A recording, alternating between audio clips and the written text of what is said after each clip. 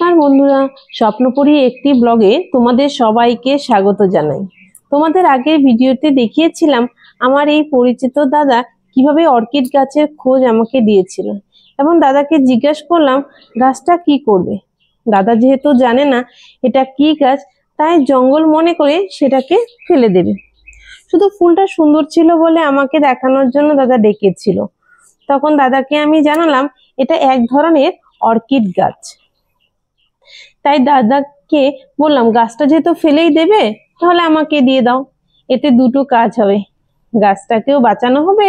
যেহেতু গাছটা অনেকটা ড্রাই হয়ে গেছে সেজন্য আমি জল দিয়ে হালকা স্প্রে করে দিচ্ছি।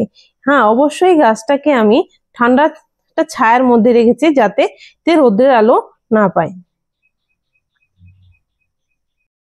দেখতেই পাচ্ছ গাছটা অনেকটাই বড়, আর গাছের গোড়াটা দেখতে পাচ্ছি। এই গাছটা অনেকটাই বড়, কি গাছ ছিল ঠিক আমি জানি না, কিন্তু ওই ডালের মধ্যেই ছিল। এটা যেহেতু অনেক পুরনো গাছ সেজন্য অনেকটাই ভেঙে গেছে এই গাছটার শিকড়গুলো। আর গাছটা এতটাই বড় যে চারপাশে ছড়িয়ে আছে গাছে। এখন ভাববার বিষয় ওটা কিভাবে আমি আমার ছাদের মধ্যে লাগাবো। আর দেখো কি সুন্দর ফুটে আছে না ফুলগুলো, দেখতে খুবই ভালো লাগছে। এখন অবশ্যই চেষ্টা করব যে আমি কি করে এই গাছটাকে বাঁচিয়ে রাখি। হাজবেন্ডকে বলার পর হাজবেন্ড বলছে যে এটার মধ্যে কাঠ, যেহেতু গাছের গোড়াটা শুধুই একটা মোটা কাঠের মধ্যে দিয়ে ওটাকে ঝুলিয়ে রাখবে। আর দেখো গাছের শেকড়গুলো অনেকটাই ভেঙে গেছে। গাছটা যেহেতু অনেকটাই বড় ছিল, আনার সময় একটু চোট পেয়েছে হাতে, অনেক ডালগুলো ভেঙে গেছে। আর অর্কিড গাছটাকে একটা কাঠের মধ্যে লাগিয়ে দিয়ে সেট করে দেব। যেহেতু কাঠের বাটাম জোগাড় করতে একটু সময় লেগেছিল, কিন্তু যেহেতু আমার বাড়ির আগের পুরনো যে কাঠ ছিল সেটা আমার হাজবেন্ড জোগাড় করে নিয়ে এসেছিল। চলো এবার সাবধানে গাছটাকে বাটামের সাথে সেট করি। যেহেতু পুরনো ডালে শেকড় জড়িয়েছিল তাই সেই ডাল সহ বাটামটাকে লাগিয়ে দেবো। এই যে দেখতে পাচ্ছ এটা টাইলক, এই টাইলক দিয়ে গাছটাকে বেঁধে দিচ্ছি। যেহেতু আমি এটা পারছিলাম না আর বুঝতেও পারছিলাম না কিভাবে করবো, সেজন্য পুরোটাই আমার হাজবেন্ড করে দিয়েছে। ওই করছে, আমি শুধু ভিডিওটা করেছিলাম যে কিভাবে আমি এই গাছটাকে সেট করি।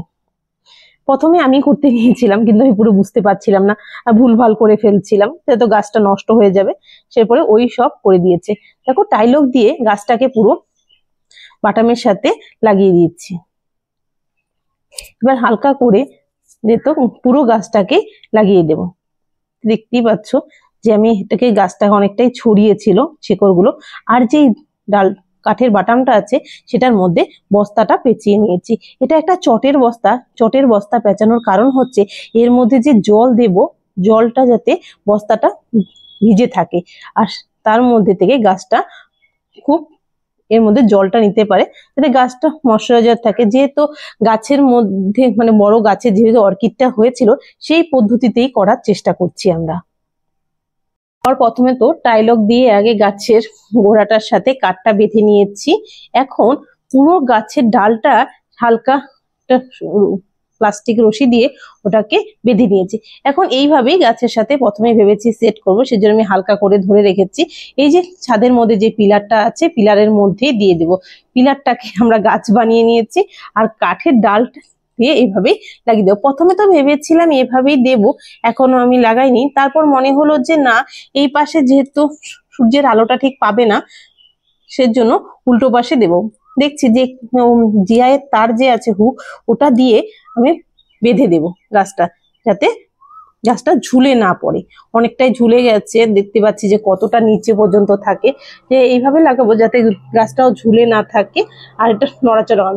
যত ঝড় হবে, বৃষ্টির দিনে ঝড় টড় হয়, যাতে গাছটা ঝুলে না যায়, পড়ে না যায়, সেজন্য করা। তারপর উল্টো পাশে এইভাবেই পুরো সেট করে দিচ্ছি গাছটাকে সুন্দর করে। পিলারটার মধ্যে প্রথমে হুক দিয়ে ওটা বেঁধে নিয়ে কাঠটাকে আর হচ্ছে পিলারটাকে পুরো গাছটাকে বেঁধে নিয়েছি। তো এইভাবেই আমরা গাছটিয়ারে প্রচুর ফুলও পাবো। তো ভিডিওটা এই পর্যন্তই, কিভাবে সেট করলাম সেটাই তোমাদের দেখালাম। আর ভিডিওটা ভালো লেগে থাকলে লাইক, শেয়ার এন্ড সাবস্ক্রাইব অবশ্যই করবে।